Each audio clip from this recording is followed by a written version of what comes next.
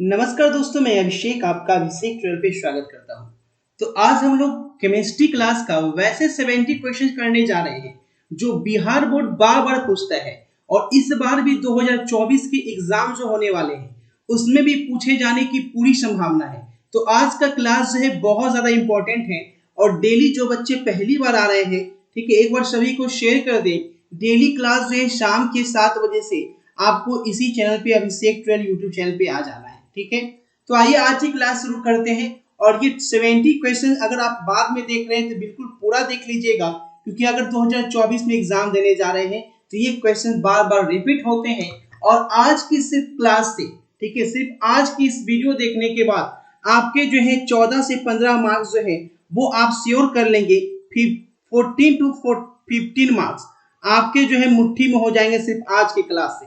तो आइए आज की क्लास शुरू करते हैं। फटाफट आप लोग लिंक यहाँ पे शेयर कर दीजिए, जितने बच्चे यहाँ पे जुड़ रहे हैं सभी को good evening good evening good evening. चलिए आज की क्लास यहाँ पे शुरू करते हैं और पहला क्वेश्चन लगाते हैं। पहला क्वेश्चन क्या है, चलिए फटाफट तरीके से शुरुआत किया जाए, श्री गणेश किया जाए, है ना।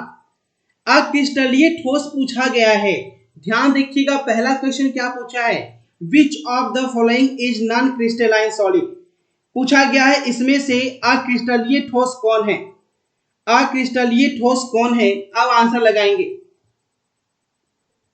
चलिए पहला क्वेश्चन आपके स्क्रीन पे आ चुका है। निम्नलिखित में से अक्रिस्टलीय ठोस कौन है, इनमें से अक्रिस्टलीय ठोस कौन है। चलिए सभी का आवाज क्लियर है, बिल्कुल सही जवाब जो भी डी के साथ गए हैं याद रखिएगा बच्चे, सही जवाब है plastic is the right answer. Option number D के साथ जो भी बच्चे गए हैं आपका बिल्कुल सही जवाब है। चलिए अगला सवाल देखेंगे। पिंड केंद्रित घनाकार इकाई सेल में परमाणुओं की संख्या कितनी होती है। इंग्लिश मीडियम वाले नीचे देखेंगे, the number of atom in a body centre unit cell. चलिए आंसर लगाएंगे फटाफट तरीके से। पूछा गया है यहाँ पे पिंड केंद्रित घनाकार इकाई सेल में परमाणुओं की संख्या कितनी होती है। 2, 4, 6 या 12। तो याद रखिएगा पिंड केंद्रित घनाकार इकाई सेल में परमाणुओं की संख्या जो है वो कितनी होती है, तो 2 होती है। बस आप मेरे साथ बने रहें, ठीक है, बस क्वेश्चन को देखते चलिए, मुंह चलाते चलिए, आपका याद होते जाएगा, ठीक है, ज्यादा आपको कुछ करना नहीं है। चलिए अगला सवाल, अगला सवाल यहाँ पे पूछा गया है। नेक्स्ट क्वेश्चन है, घनाकार क्रिस्टल में ब्रेबस जालकों की संख्या कितनी होती है। घनाकार क्रिस्टल में क्या पूछा गया है, the number of Bravais lattices in cubic crystal. अब देखिए ऑब्जेक्टिव तो अब आपको याद भी नहीं करना पड़ता है, क्योंकि आज के सोशल मीडिया के जमाने में बस आप लाइव क्लास में आते हैं, डेली वहीं आपको याद हो जाता है। Number of Bravais lattices in cubic crystal. चलिए बिल्कुल सही जवाब याद रखेंगे, सही जवाब है ऑप्शन नंबर बी, 3 होता है, ठीक है। चलिए अगला सवाल देखते हैं। अगला सवाल क्या पूछा गया है, क्वेश्चन नंबर 4, किस दोष के कारण क्रिस्टल के घनत्व में कमी आ जाती है। किस दोष के कारण क्रिस्टल के घनत्व में कमी आ जाती है। Which defect cause decrease in density of crystal. किस दोष के कारण क्रिस्टल के घनत्व में कमी आती है। फ्रैंकल दोष, शॉर्टकी दोष, अंतरकाशी दोष या एप सेंटर दोष। किस दोष के कारण क्रिस्टल घनत्व में कमी आती है, तो बिल्कुल सही जवाब है, याद रखिएगा, शॉर्टकी दोष, है ना। शॉर्टकी दोष के कारण क्रिस्टल के घनत्व में कमी आ जाती है। जो भी बी के साथ गए हैं जबरदस्त तरीके से सही आंसर है आपका, ठीक है। चलिए अगला सवाल, अगला सवाल है, मोलरता को व्यक्त किया जाता है, मोलरिटी को हम कैसे व्यक्त करते हैं। 4 ऑप्शन है यहाँ पे। मोलरता को कैसे व्यक्त किया जाता है, मोल पर लीटर में, ग्राम पर लीटर में, लीटर पर मोल में या मोल पर केजी में। अब धुआंधार आंसर करेंगे।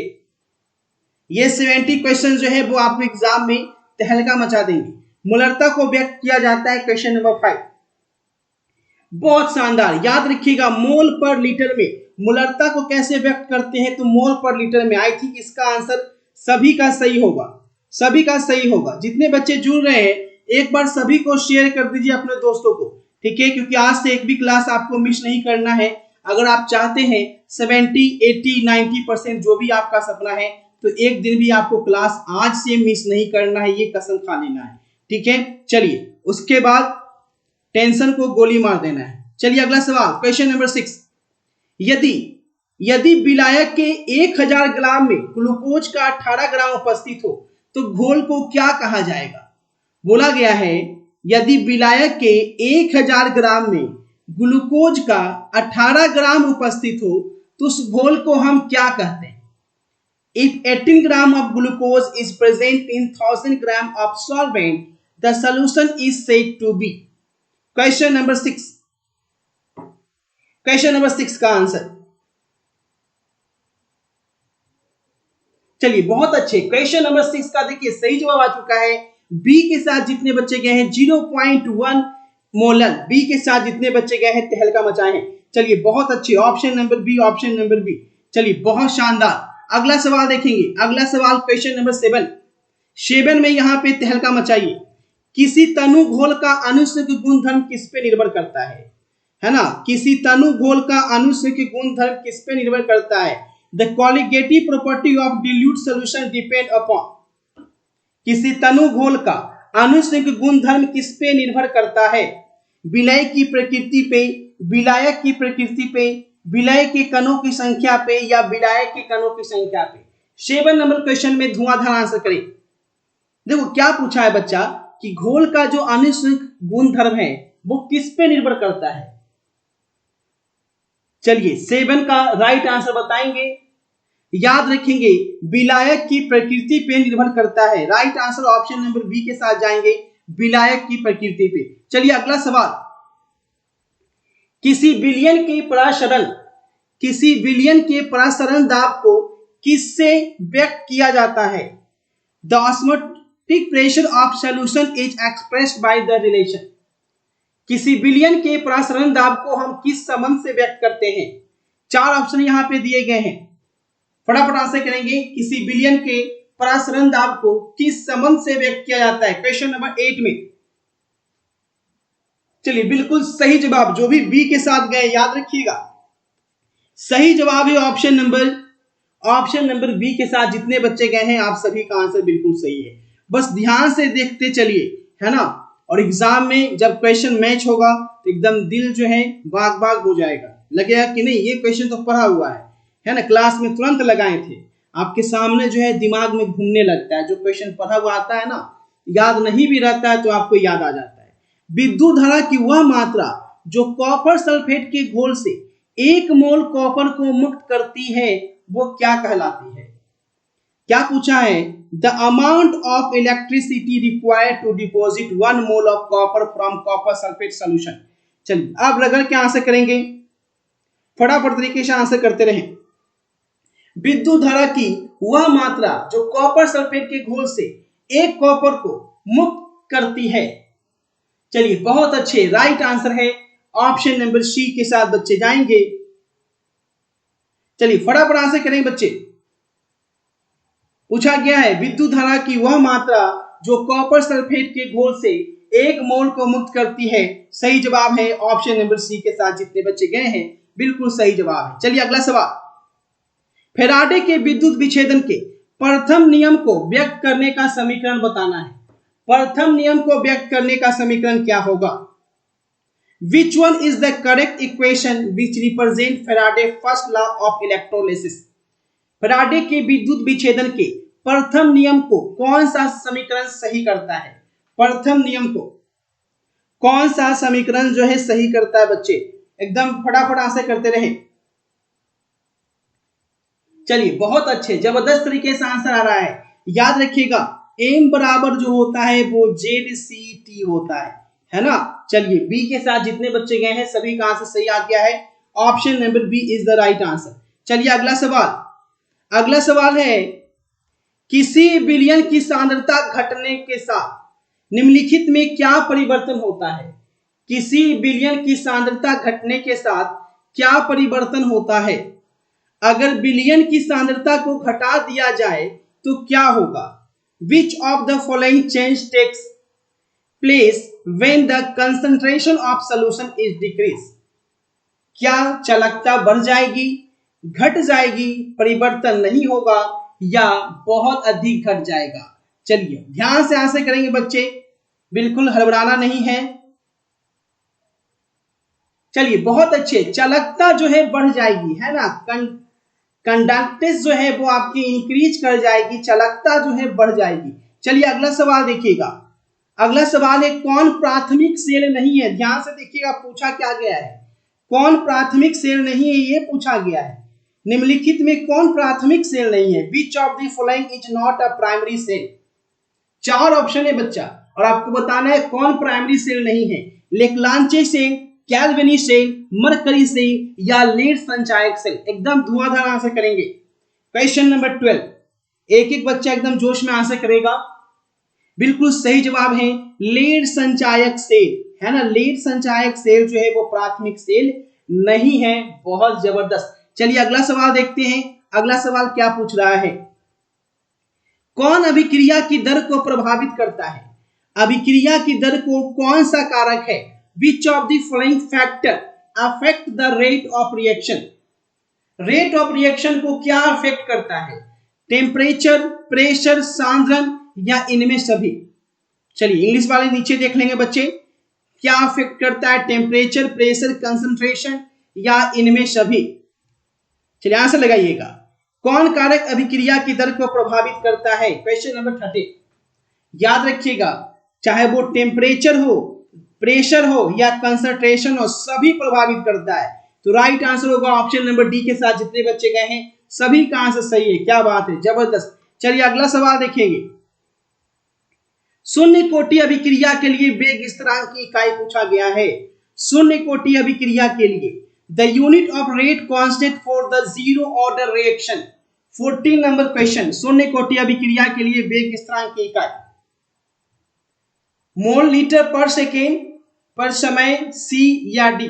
क्वेश्चन नंबर 14 में आंसर करेंगे the unit of rate constant for the zero order reaction. शून्य कोटि अभिक्रिया के लिए वेग स्थिरांक की इकाई क्या है? 14 नंबर में तहलका मचा के आंसर करें बच्चे, एकदम गर्दा आंसर आना चाहिए सभी का, फटाफट तरीके से आंसर करते रहो। चलिए क्या बात है, क्वेश्चन नंबर 14 का आंसर आ चुका है हमारे पास। ए के साथ जितने बच्चे गए हैं बिल्कुल सही जवाब है मोल लीटर पर सेकेंड, ऑप्शन नंबर ए। बहुत शानदार। चलिए अगला सवाल, यदि प्रथम कोटि की अभिक्रिया 32 मिनट में 75% पूरी हो जाती है तो 50% पूरा होने में कितना समय लगेगा? चलिए अब आंसर लगाएंगे बच्चे। यदि प्रथम कोटि की अभिक्रिया 75% पूरा होती है 32 मिनट में तो 50% पूरा होने में कितना समय लगाएगी? चलिए देखिए आंसर आने लगे सभी बच्चे का, बहुत जबरदस्त। 15 का आंसर आ चुका है। सी के साथ जाएंगे, है ना, 16 मिनट। क्या बात है, ऐसे ही डेली क्लास में आइएगा, बिल्कुल आपकी एक्यूरेसी जो है ना अपने आप सुधरने लगेगी। भले ही आपका सिलेबस पूरा हो, नहीं पूरा हो, अभी तक कुछ नहीं पढ़े केमिस्ट्री में, तब भी आप डेली आइएगा, आपका और सब्जेक्ट क्लास इस चैनल पे चलेगी, ठीक है। यदि किसी अभिक्रिया का वेग किस प्रकार से व्यक्त किया गया है, ठीक है, ये दिया गया अभिक्रिया का वेग, ठीक है, तो बोला इसका ऑर्डर क्या होगा? ऑर्डर यानी कोटि क्या होगी ये पूछा गया है, ऑर्डर क्या होगा, ठीक है। इंग्लिश में देखने की जरूरत भी नहीं है, कोटि को इंग्लिश में क्या बोलते हैं? ऑर्डर बोलते हैं। चलिए ऑर्डर पूछा गया, ये इक्वेशन दिया गया है आपसे। चलिए फटाफट आंसर करेंगे। ऑर्डर क्या होगा बच्चा? ये 2 और 1 कितना हो जाएगा? 3 हो जाएगा। जो भी बी के साथ गए हैं बिल्कुल सही जवाब है, option number B is the right answer. चलिए अगला सवाल, भौतिक अधिशोषण पूछा क्या गया है? भौतिक अधिशोषण के लिए अधिशोषण की ऊष्मा क्या होती है? The heat of absorption for physical absorption is. भौतिक अधिशोषण के लिए अधिशोषण की ऊष्मा, option A 20 to 40 kilo joule per mole, B 40 to 400 kilo joule per mole, C या डी। 17 नंबर क्वेश्चन का आंसर करेंगे। चलिए बहुत अच्छे, 17 का भी आंसर आ चुका है हमारे पास। 20 से 40 जो भी किए हैं बिल्कुल सही जवाब है आपका, option number A is the right answer, option number A. चलिए अगला सवाल देखते हैं, 18 नंबर क्वेश्चन। जो पदार्थ पूछा क्या गया है, जो पदार्थ जल का पृष्ठ तनाव कम कर देती है उसे क्या कहते हैं? जो पदार्थ, ध्यान से देखेंगे, the substance which reduce the surface tension of water is called. जो पदार्थ जल का पृष्ठ तनाव को कम कर देती है वो क्या कहलाता है? विद्युत अपघट्य, वैद्युत अनघट्य, सी या डी? 18 नंबर में अब रगड़ के आंसर करेंगे। चलिए याद रखिएगा, उसे कहते हैं पृष्ठ सक्रिय कारक, है ना, पृष्ठ सक्रिय कारक कहलाता है। ऑप्शन नंबर डी के साथ जितने बच्चे गए हैं आप सभी का आंसर बिल्कुल सही है। चलिए नेक्स्ट क्वेश्चन की ओर बढ़ते हैं। जल में पूछा गया है, जल में कोलाइडी विलयन का निर्माण कौन करता है? Which of the following form colloidal solution in water? जल में कोलाइडिक विलयन का निर्माण कौन करता है? सोडियम क्लोराइड, ग्लूकोज, स्टार्च या बेरियम नाइट्रेट? आंसर लगाएंगे फटाफट। जल में कोलाइडी विलयन का निर्माण कौन करता है? चलिए याद रखिएगा, स्टार्च। जो भी सी के साथ गए हैं बहुत अच्छे, ऑप्शन नंबर सी। चलिए सभी का आंसर करीब कभी आ रहा है। चलिए नेक्स्ट क्वेश्चन की ओर बढ़ते हैं। अगला सवाल देखते हैं। अगला सवाल क्या है? निम्नलिखित में कौन पाइसी कारक है? इमल्सिफायर पूछा गया है। इमल्सिफायर कौन है? सोप, ऑयल, सोडियम क्लोराइड या वाटर? साबुन, तेल, सोडियम क्लोराइड या जल? निम्नलिखित में कौन पाइसी कारक है? अब आंसर लगाना है। जय श्री राम सर जी। चलिए जय श्री राम, आंसर लगाइए, आंसर लगाइए। निम्नलिखित में कौन पाइसी कारक है? 20 साबुन के साथ जाइएगा, बिल्कुल सही जवाब है। ऑप्शन नंबर ए के साथ जितने बच्चे गए हैं सभी का आंसर सही है। चलिए अगला सवाल, कैलामाइन किस धातु का अयस्क है? अब क्या पूछा गया है? Calamine is an ore of which of the following metals? Calamine किस धातु का अयस्क है? 21 नंबर क्वेश्चन में आंसर लगाएंगे। एल्यूमिनियम, इसका आंसर सभी को पता होना चाहिए। कैलामाइन किस धातु का अयस्क है? 9th क्लास में भी ये क्वेश्चन आप पढ़े होंगे, है ना। 21 का आंसर लगाइएगा। कैलामाइन किस धातु का अयस्क है? 21। चलिए बहुत अच्छे, याद रखिएगा। जो भी बच्चे डी के साथ गए हैं, जिंक बिल्कुल सही जवाब है। Option number D is the right answer. ठीक है, चलिए अगला सवाल देखते हैं। अगला सवाल क्या पूछा गया है? मॉन्ड प्रक्रम, मॉन्ड प्रक्रम के द्वारा निम्नलिखित में किस धातु का शुद्धिकरण किया जाता है? Which of the following metal is purified by Mond process? एक बच्चा जुड़ा है, नाम रखा है किस्मी, आंसर सही कर रहा है लेकिन। चलिए, मॉन्ड प्रक्रम के द्वारा किस धातु का शुद्धिकरण किया जाता है? निकेल, जर्कोनियम, तांबा या जिंक? चलिए 22 का सही जवाब। चलिए बिल्कुल सही जवाब है, याद रखेंगे। धातु मॉन्ड प्रक्रम के द्वारा निकेल का शुद्धिकरण किया जाता है। सही जवाब है बच्चे, ऑप्शन नंबर ए के साथ जाएंगे। ठीक है, चलिए अगला सवाल देखेंगे। अगला सवाल क्या है यहाँ पे? थर्माइट विधि में अवकारक कौन है? थर्माइट विधि में अवकारक कौन है?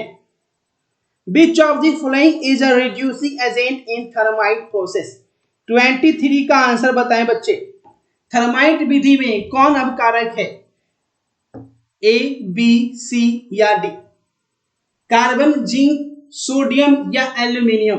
23 का आंसर याद रखिएगा। थर्माइट विधि में जो अवकारक है बच्चा वो एल्यूमिनियम है। और जो ही बच्चे डी के साथ गए हैं बिल्कुल सही जवाब है।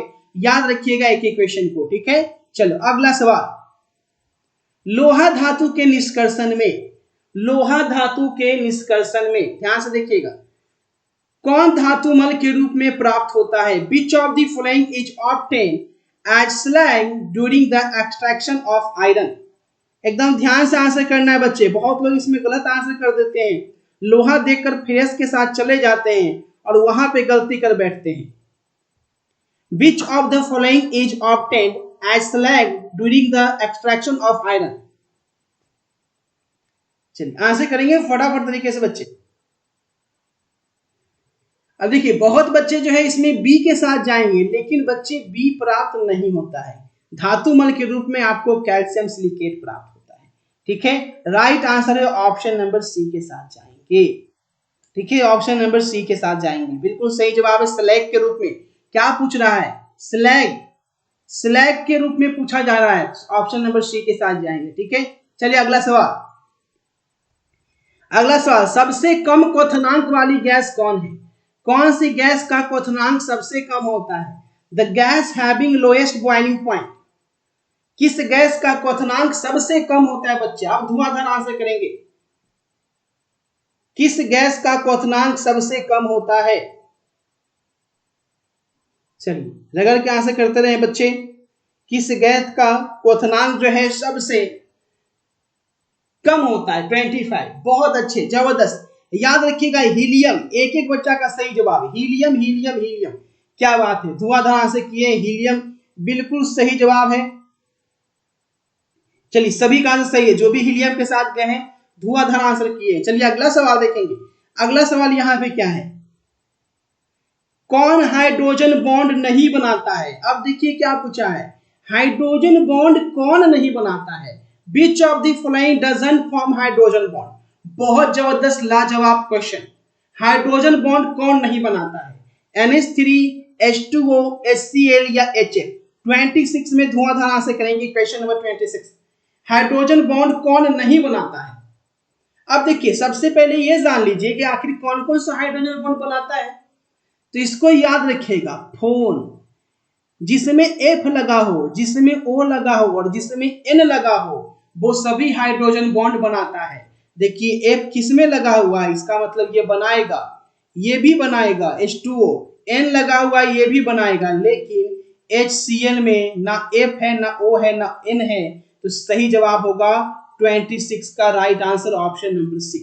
ठीक है, HCl नहीं बनाएगा, याद रखिएगा इस चीज को। चलिए अगला सवाल, अगला सवाल देखेंगे, ऑक्सीजन और ओजोन क्या है? ऑक्सीजन और ओजोन क्या है? क्या है ये? आइसोबैरिक, आइसोमर, एलोट्रॉप्स या आइसोटॉप्स? संभारिक, समावयवी, अपरूप या समस्थानिक? चलिए अब आंसर करेंगे, ऑक्सीजन और ओजोन क्या है? चलिए बिल्कुल बिल्कुल सही जवाब है, HCl के साथ पिछला क्वेश्चन में गए हैं आप लोग, सही है। अब बताइएगा ऑक्सीजन और ओजोन क्या है? संभारिक, समावयवी, अपरूप या समस्थानिक? बहुत अच्छे दोस्तों, याद रखिएगा ऑक्सीजन और ओजोन आपस में क्या है? एलोट्रॉप्स है ना? सी के साथ जाएंगे, एलोट्रॉप्स बिल्कुल सही जवाब है, ऑप्शन नंबर सी। क्या बात है। चलिए अगला सवाल, इसी तरह से आंसर लगाते रहिए।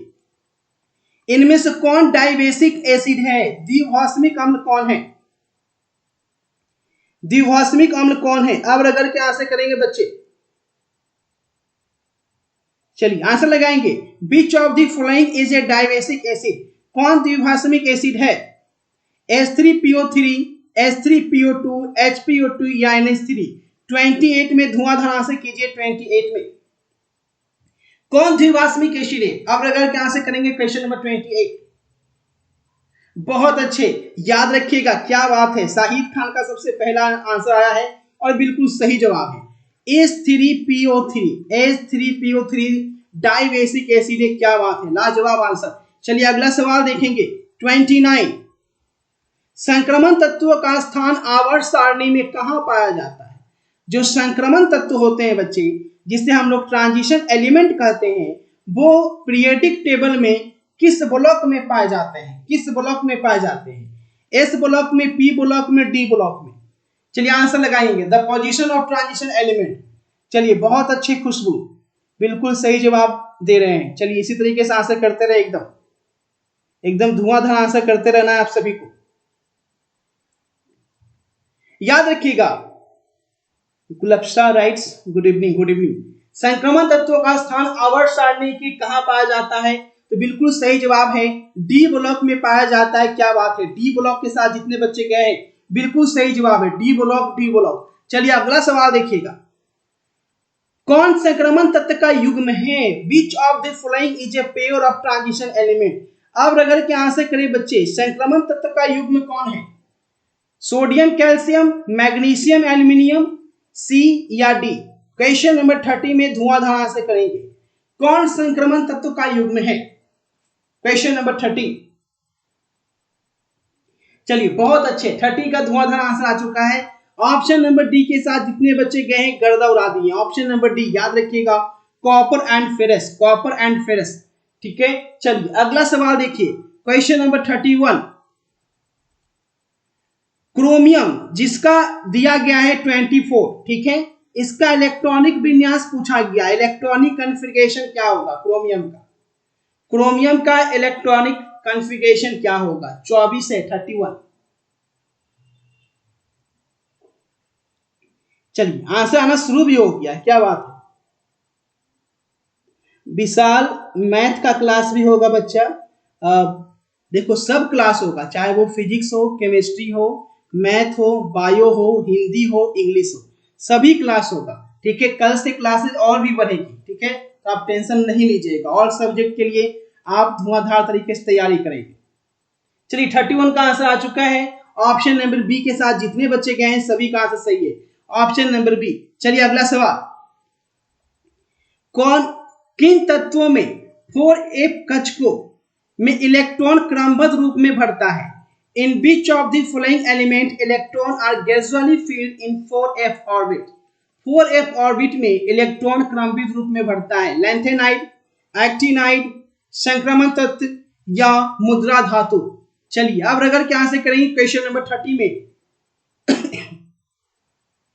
चलिए बहुत अच्छे, ऑप्शन नंबर ए लैंथेनाइड के साथ जितने बच्चे गए बिल्कुल जबरदस्त तरीके से धोती का रुमाल बना दिए, है ना, बिल्कुल सही जवाब है, ऑप्शन नंबर ए के साथ गए। चलिए अगला सवाल देखेंगे, अगला सवाल क्या होगा, एपी का ऑक्सीकरण संख्या पूछा गया है इसमें, एपी का ऑक्सीकरण संख्या, the oxidation state of AP, AP का ऑक्सीकरण संख्या क्या होगा। जी हाँ, बायो का भी क्लास होगा, गुलबशक बायो का भी क्लास होगा, बहुत जल्द सभी क्लासेस शुरू होगी। आप लोग जो है डेली क्लास में अगर आप आएंगे तो इन्फॉर्मेशन आपको मिलती रहेगी, है ना। बस आपको डेली अभिषेक ट्यूटोरियल पे आप क्लास कर रहे हैं, डेली आपको शाम के 7 बजे अभिषेक ट्यूटोरियल यूट्यूब चैनल पे आना है, और डेली क्लास में आप आएंगे तो जो भी आएगी क्लास की इन्फॉर्मेशन होगी ना आपको मिलती रहेगी। चलिए 33 बिल्कुल सही जवाब है, ऑप्शन नंबर बी, ठीक है, 3 होता है, याद रखिएगा 3 होता है बच्चे, बहुत जबरदस्त। चलिए अगला सवाल, अगला सवाल देखेंगे क्वेश्चन नंबर 34 में पूछा गया है हाइब्रिडाइजेशन कितना है, प्रसंकरण पूछा गया है बच्चा, प्रसंकरण, और इस पे बहुत क्वेश्चन बिहार बोर्ड पूछता भी है, ठीक है। प्रसंकरण पूछा गया है, ए बी सी या डी, क्वेश्चन नंबर 34 में आंसर लगाएंगे बच्चे।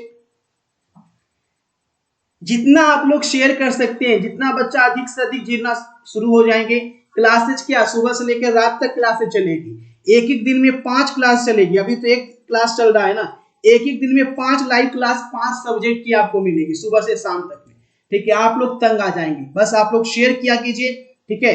जैसे ही 100 बच्चे यहाँ पे पूरे होंगे, ऑल सब्जेक्ट क्लासेज जो है एक ही दिन में आपको मिलने लगेगी, एक दिन में 5 सब्जेक्ट क्लास आपको मिलने लगेगी, ठीक है, तो बिल्कुल तैयार रहिएगा। चलिए बिल्कुल 34 का सही जवाब आ चुका है, ऑप्शन नंबर सी के साथ जाएंगे, ऑप्शन नंबर सी के साथ जितने बच्चे गए बिल्कुल सही जवाब है।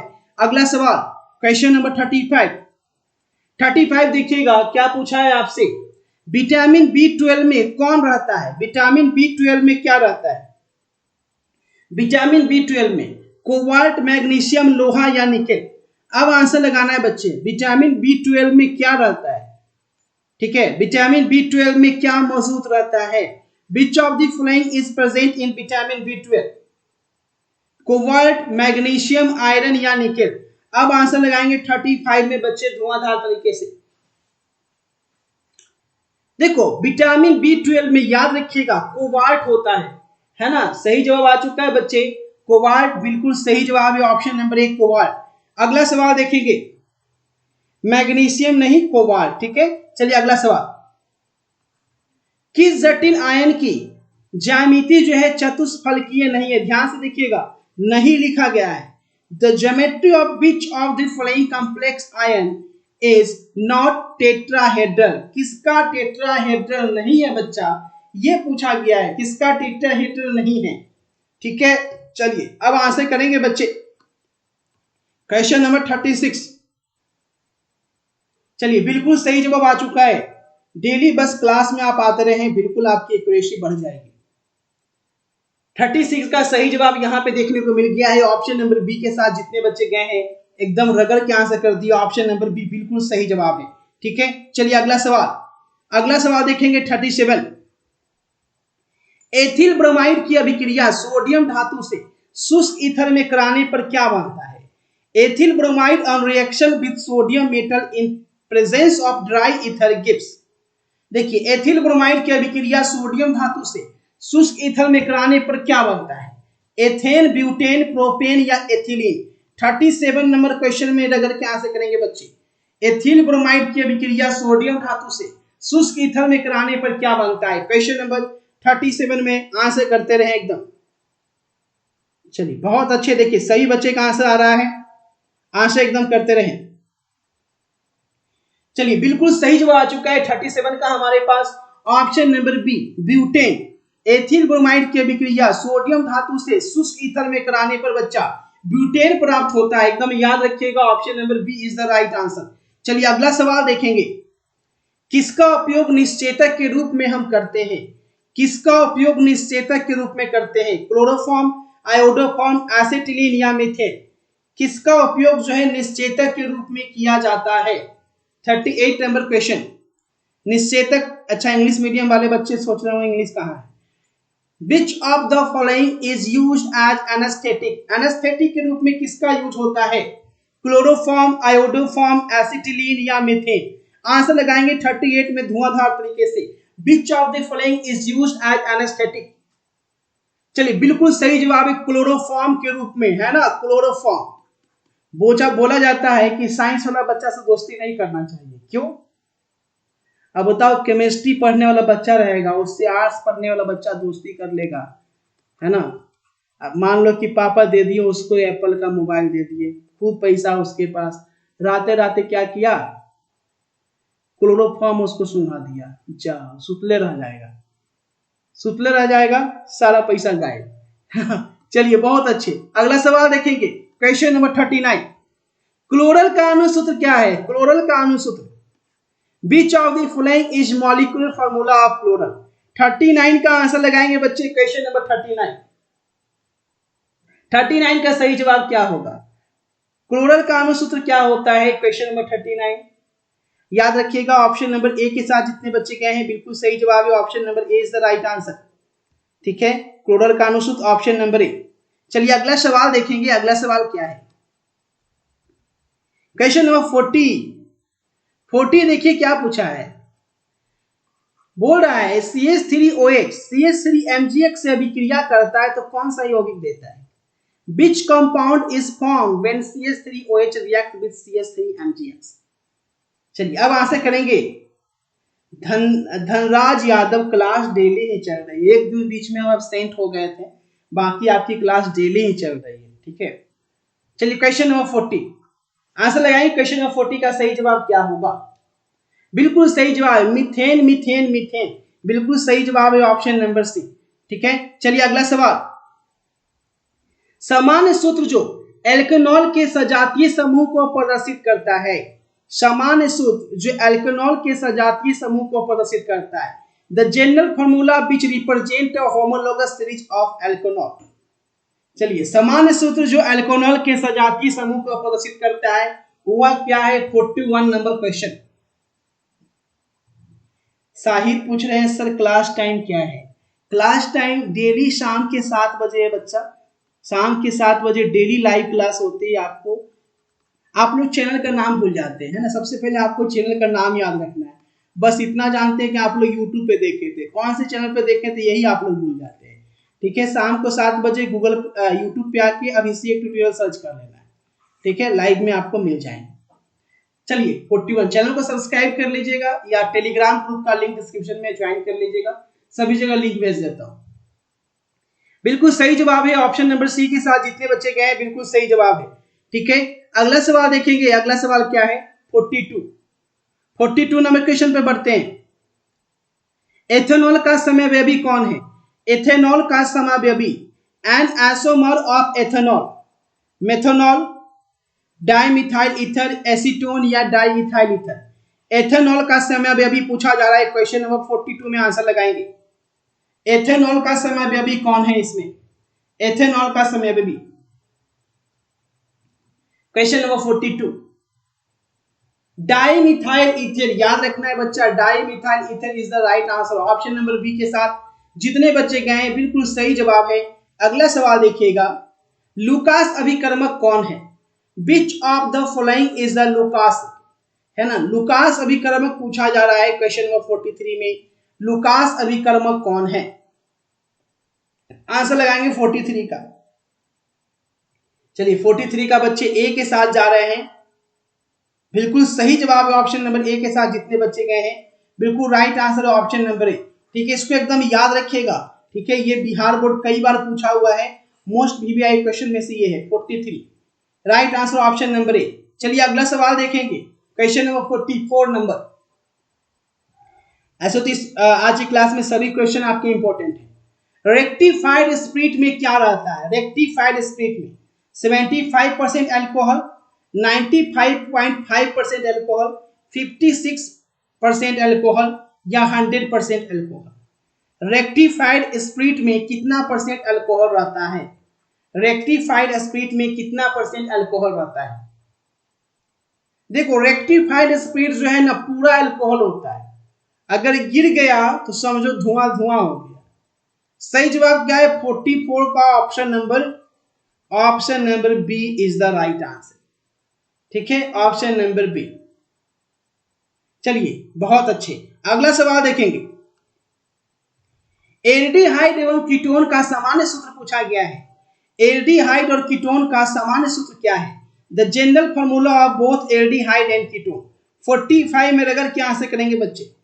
एल्डिहाइड और कीटोन का सामान्य सूत्र आपसे पूछा गया है, अब आंसर करते रहे फटाफट।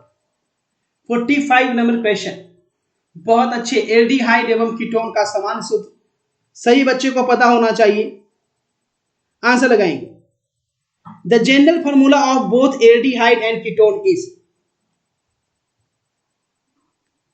बहुत अच्छे, CnH2NO, है ना। बी के साथ जितने बच्चे गए हैं बिल्कुल सही जवाब है ऑप्शन नंबर बी। चलिए अगला सवाल देखिएगा।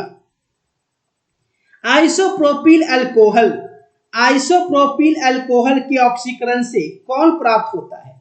Isopropyl alcohol on oxidation form acetone, ether, acetaldehyde या एथिलीन। 46 में धुआंधार आंसर करेंगे बच्चे, एकदम रगड़ के आंसर करें। पूछा गया है आइसोप्रोपिल अल्कोहल के ऑक्सीकरण से कौन प्राप्त होता है? एसीटोन, ईथर, एस्टल्डिहाइड या एथिलीन।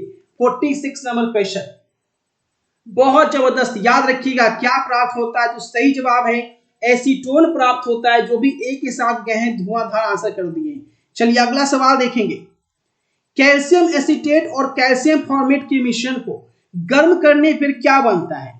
जब कैल्शियम एसीटेट और कैल्शियम फॉर्मेट के मिश्रण को हम गर्म करते हैं तो क्या बनता है? मेथेनॉल, एथेनॉल, एसिटिक एसिड या एथेनॉल। कैल्शियम एसीटेट और, है ना, ध्यान से देखिएगा, पूछा गया बच्चा कैल्शियम फॉर्मेट और कैल्शियम एसीटेट को जब हीट कर दिया जाए तो क्या बनेगा? चलिए एक एक बच्चा का सही जवाब आ चुका है, एसिटिक एसिड, है ना, ऑप्शन नंबर सी के साथ गए। चलिए बहुत जबरदस्त। अगला सवाल, अगला सवाल देखिएगा, अलग तरह का क्वेश्चन है और बिहार बोर्ड कई बार पूछ चुका है। C6H5MgBr में क्रियाशीलता का सही क्रम पूछा गया है। ठीक है, 1 2 3 दिया गया है। पूछा गया है ऑर्डर ऑफ रिएक्टिविटी का कौन सा करेक्ट है?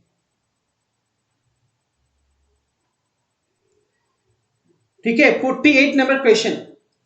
अब याद रखिएगा यहां पे सबसे पहले सबसे ज्यादा जो है वो क्या है? सेकेंड, उसके बाद थर्ड और उसके बाद क्या होगा? 1 हो जाएगा। तो 48 का सही जवाब कौन सा है? ऑप्शन नंबर सी के साथ जितने बच्चे गए हैं बिल्कुल सही जवाब है। चलिए अगला सवाल देखेंगे। किस यौगिक में कार्बोक्सिलिक समूह उपस्थित नहीं होता है?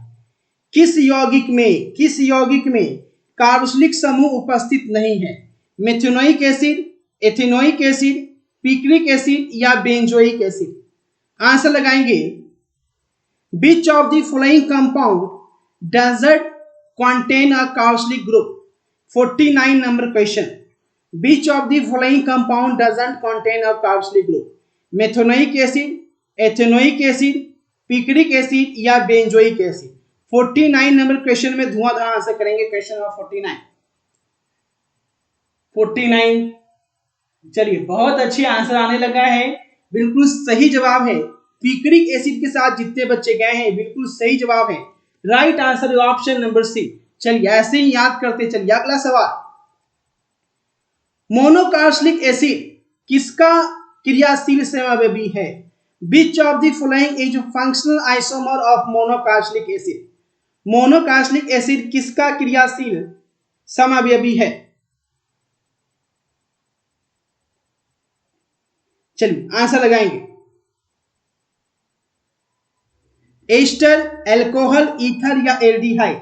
अब आंसर करेंगे बच्चे क्वेश्चन नंबर 50 का। मोनोकार्बोनिक अम्ल किसका क्रियाशील समअवयवी होता है? 50 नंबर क्वेश्चन। चलिए बिल्कुल सही जवाब है। याद रखिएगा एस्टर का होता है ना, एस्टर का होता है। बिल्कुल सही जवाब है। ऑप्शन नंबर ए के साथ जितने बच्चे गए हैं बिल्कुल सही जवाब है ऑप्शन नंबर ए। ठीक है, चलिए अगला सवाल देखेंगे। अगला सवाल क्या है? नेक्स्ट क्वेश्चन है, किस अभिक्रिया के द्वारा फॉर्मिक अम्ल एवं फॉर्मल्डिहाइड के बीच विभेद पैदा किया जाता है? किस अभिक्रिया के द्वारा फॉर्मिक अम्ल एवं फॉर्मल्डिहाइड के बीच विभेद पैदा किया जाता है? अब आंसर लगाएंगे बच्चे। चलिए फटाफट तरीके से आंसर करेंगे।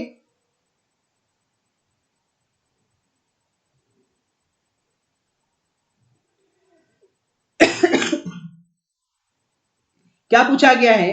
किस अभिक्रिया के द्वारा, by which of the following formic acid formaldehyde can be distinguished? चलिए बिल्कुल सही जवाब आ चुका है। सही जवाब है NaHCO3। ठीक है, चलिए आंसर लगाएंगे फटाफट।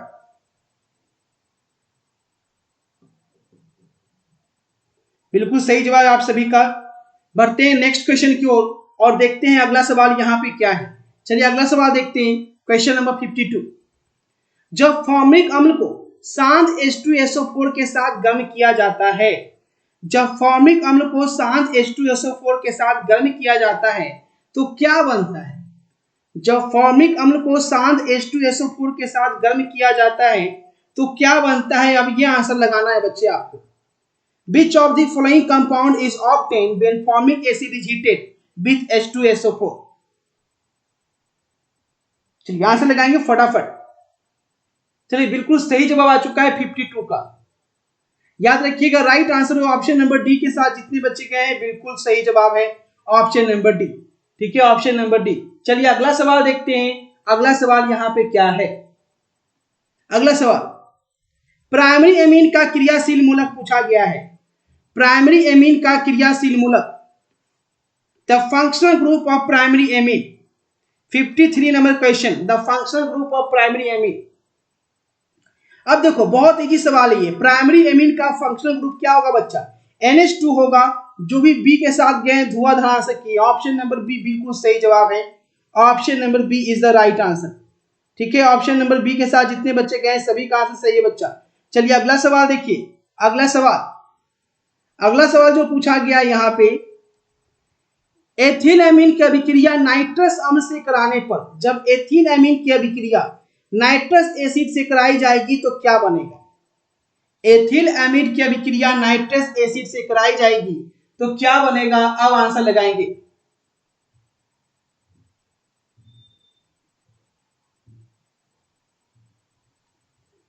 चलिए 54 बिल्कुल सही जवाब है। ऑप्शन नंबर ए के साथ जाएंगे, C2H5OH। याद रखिएगा C2H5OH इथाइल अल्कोहल। चलिए अगला सवाल, एसीटामाइड की अभिक्रिया ब्रोमीन और NOH के साथ कराने पर क्या बनता है? एसीटामाइड की अभिक्रिया ब्रोमीन और NOH के साथ कराने पर क्या बनेगा? एसीटोन, मिथाइल एमीन, एस्टल्डिहाइड या अमोनिया? 55 में आंसर करेंगे बच्चे। एसीटामाइड की अभिक्रिया ब्रोमीन और NOH के साथ कराने पर क्या बनता है? Question number 55। चलिए बहुत अच्छे, याद रखेंगे मिथाइल एमीन प्राप्त होता है। जो भी बी के साथ गए हैं ना गर्दा उड़ा दिए हैं। ऑप्शन नंबर बी बिल्कुल सही जवाब है। अगला सवाल 56, किसमें एल्काइलेशन संभव है? किसमें एल्काइलेशन संभव है? In which of the following alkylation is possible? 56 का आंसर करेंगे। किसमें एल्काइलेशन जो है वो पॉसिबल है बच्चा? अब आंसर करते रहे रगड़ के। एल्काइलेशन किसमें पॉसिबल होता है? एल्काइलेशन 56। याद रखेंगे प्राइमरी और सेकेंडरी में दोनों में होता है ना? क्या याद रखना है? प्राइमरी और सेकेंडरी दोनों में। ठीक है, चलिए अगला सवाल देखेंगे। अगला सवाल क्या है? 57। सर्वाधिक शर्करा मीठा कौन है? Which of the following is the sweetest sugar? सर्वाधिक मीठा शर्करा पूछा गया है आपसे। सुक्रोस, फ्रक्टोस, माल्टोस या लैक्टोस? सबसे ज्यादा स्वीटेस्ट शुगर, सबसे ज्यादा स्वीटेस्ट शुगर कौन होता है? चलिए याद रखिएगा, जो भी बी के साथ गए फ्रुक्टोस बिल्कुल सही जवाब है। 57 का राइट आंसर फ्रुक्टोस जो होता है सर्वाधिक स्वीटेस्ट शुगर होता है। चलिए नेक्स्ट देखेंगे, कौन एस्टेरॉइड से संबंधित है? कौन सा विटामिन जो है वो एस्टेरॉइड से संबंधित होता है? 58 नंबर क्वेश्चन, एस्टेरॉइड से संबंधित कौन सा विटामिन होता है? चलिए यहां से करेंगे फटाफट बच्चे। Which of the following is related to steroid vitamin? चलिए यहां से करेंगे फटाफट बच्चे। कौन सा विटामिन जो है वो स्टेरॉइड से संबंधित है? चार ऑप्शन दिए गए हैं, vitamin A, vitamin E, vitamin के, बी या डी। याद रखिएगा विटामिन डी बिल्कुल सही जवाब है। विटामिन डी जो होता है वो स्टेरॉइड से संबंधित होता है। क्लियर? चलिए अगला सवाल, कौन साधारणतः शरीर नहीं बनाता है? हमारा शरीर क्या नहीं बनाता है? Which of the following is not normally produced by the body? Enzyme, vitamin, protein या हार्मोन? 59 में पूछा गया बच्चा, साधारणतः हमारा शरीर जो है वो क्या नहीं बनाता है? साधारणतः हमारा शरीर जो है वो क्या नहीं बनाता है? आंसर करेंगे फटाफट तरीके से। चलिए बिल्कुल सही जवाब, एक एक बच्चा का सही जवाब आता हुआ 59 में। याद रखेंगे विटामिन हमारा शरीर नहीं बनाता है, बी हार्मोन बनाता है लेकिन विटामिन नहीं बनाता है। क्लियर? चलिए अगला सवाल देखेंगे। अगला सवाल 60। डीएनए और आरएनए समान भस्म है। DNA the common base in DNA and RNA. DNA और आरएनए में समान भस्म कौन कौन है? डीएनए और आरएनए में समान भस्म पूछा जा रहा है। एडेनिन, साइटोसिन, यूरेसिल, बी, सी या डी? 60 का सही जवाब क्या होगा? चलिए याद रखिएगा बच्चे, ग्वानिन, एडेनिन और साइटोसिन। 60 का राइट आंसर क्या होगा? Option number B. डीएनए और आरएनए में ये तीनों समान होता है, ग्वानिन, एडेनिन और साइटोसिन बी के साथ गए हैं, बिल्कुल सही जवाब है। चलिए अगला सवाल देखेंगे, पीबीसी का एकलक कौन है? Which of the following is a monomer of PBC? PBC का एकलक पूछा गया है कि पीबीसी का एकलक कौन क्या होता है? इसमें पीबीसी का एकलक मोनोमर ऑफ पीबीसी 61। याद रखिएगा 61 का right answer option number C, PBC का एकलक। ठीक है, ऑप्शन नंबर सी के साथ गए, बिल्कुल सही जवाब है। अगला सवाल देखेंगे, रबर का सल्फर के साथ गर्म करने की क्रिया को क्या कहते हैं? है ना, the process of heating sulphur with rubber is called. बहुत इजी सवाल, इसका आंसर लगाएंगे, the process of heating sulphur with rubber is called. याद रखेंगे उसे हम क्या कहते हैं? गंधकीकरण कहते हैं, है ना, गंधकीकरण ऑप्शन नंबर सी। ठीक है, वोल्केनाइजेशन ऑप्शन नंबर सी के साथ जितने बच्चे गए हैं आप सभी का आंसर बिल्कुल सही जवाब है। चलिए अगला सवाल 63। Which of the following is an addition polymer? इनमें से एडिशन पॉलीमर कौन है? एडिशन पॉलीमर इनमें से कौन है बच्चा? आप आंसर करेंगे एडिशन पॉलीमर।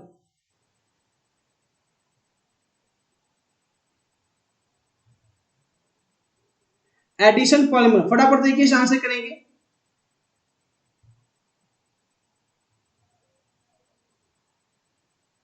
चलिए बिल्कुल सही जवाब आ चुका है 63 नंबर क्वेश्चन का। Option number A nylon 6 is the right answer, nylon 6 याद रखिएगा।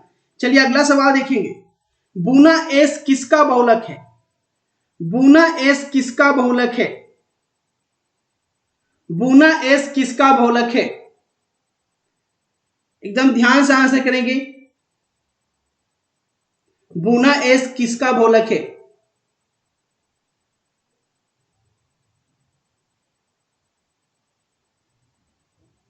चलिए बिल्कुल सही जवाब आप लोग कर रहे हैं।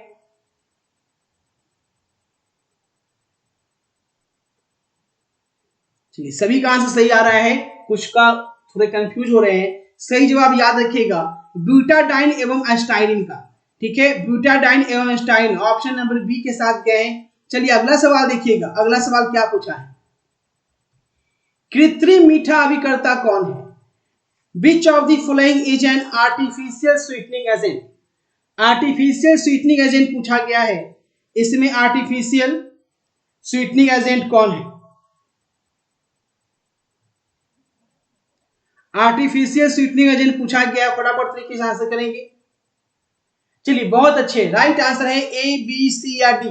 डी के साथ जितने बच्चे गए सभी का आंसर सही है, इनमें सभी आर्टिफिशियल। चलिए अगला सवाल, बेलियम का उपयोग किसके रूप में हम करते हैं? बेलियम का उपयोग, helium is used as which of the following? Helium का उपयोग हम किस रूप में करते हैं बच्चे? अब आंसर लगाएंगे। बेलियम का उपयोग किस रूप में किया जाता है? एंटीबायोटिक में, एनाल्जेसिक में, बेहोशी की दवा के लिए या उपमाशक के लिए? 66। तो याद रखेंगे बेलियम का उपयोग जो है हम ट्रैंक्विलाइजर के रूप में करते हैं, है ना। ऑप्शन नंबर डी के साथ जितने बच्चे गए आप सभी का आंसर सही है।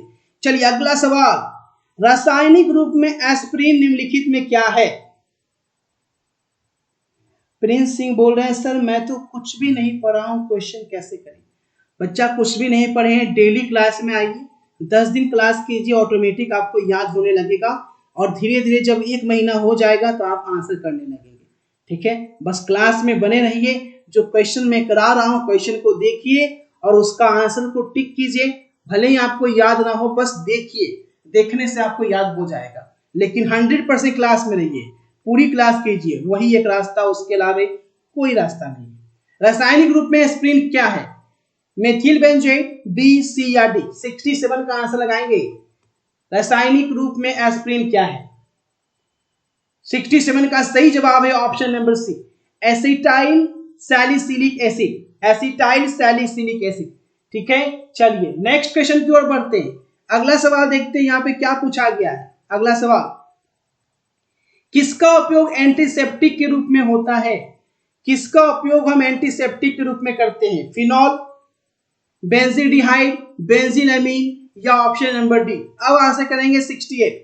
Which of the following is used as antiseptic? किसका यूज जो है एंटीसेप्टिक के रूप में हम करते हैं? 4 ऑप्शन यहाँ पे दिए गए हैं, 68 नंबर क्वेश्चन में आंसर करेंगे। किसका उपयोग जो है एंटीसेप्टिक के रूप में होता है? चलिए बहुत अच्छे, फिनॉल, बिल्कुल सही जवाब। चलिए अगला सवाल, अब इसे बताना है निम्नलिखित में से किसमें ये ग्रुप जो है वो पाया जाता है? किसका ग्रुप है? किसका ग्रुप है? ईथर, अल्कोहल, कीटोन या एमीन? किसका ग्रुप है? आप फटाफट से आंसर करेंगे। Question number 69। चलिए कीटोन, बहुत अच्छे, सी के साथ जितने बच्चे गए हैं बिल्कुल सही जवाब है।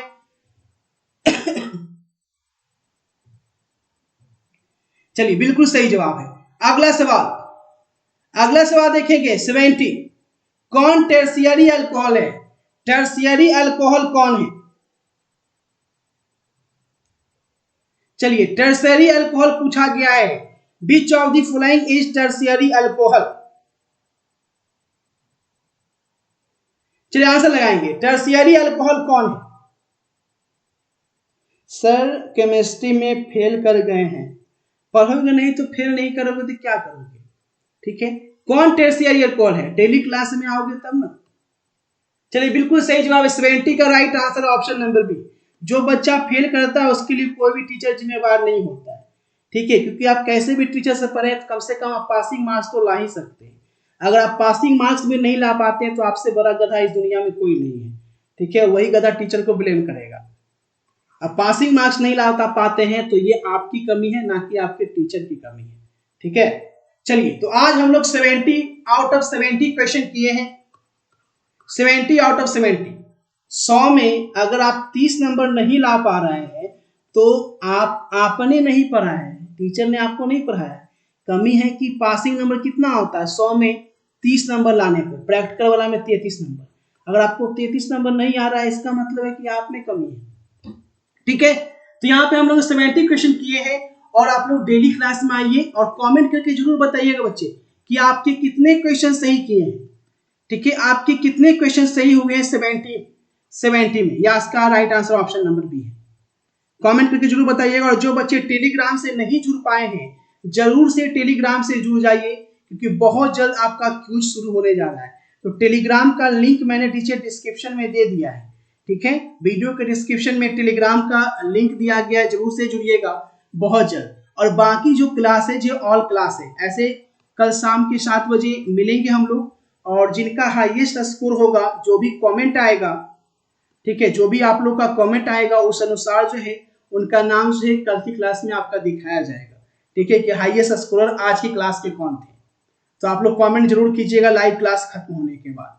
ठीक है, मिलते हैं कल के शाम की 7 बजे क्लास में। और एक जरूरी बात कि और भी बाकी क्लासें जो ये समझ लीजिए, जैसे ही आप लोग की संख्या यहाँ पे बढ़ने लगेगी तो आप लोग फिजिक्स केमिस्ट्री का टाइमिंग जो है ना वो शाम के 7 बजे फिक्स कर दिया जाएगा, और हिंदी इंग्लिश का जो टाइमिंग है ना वो हम रात के 8:45 में फिक्स कर देंगे। ठीक है, और उसके बाद जो बायो और मैथ का टाइमिंग है इसके लिए आपको शाम में हम टाइम दे देंगे। ठीक है, तो ऑल सब्जेक्ट क्लासेस शुरू हो जाएगी, बस आप लोग डेली आइए, धीरे धीरे 3 से 4 दिन में सभी आपको टाइमिंग बता दिया जाएगा, शेड्यूल। ठीक है, मिलते हैं आपसे कल की क्लास में। गुड नाइट, शुभ रात्रि।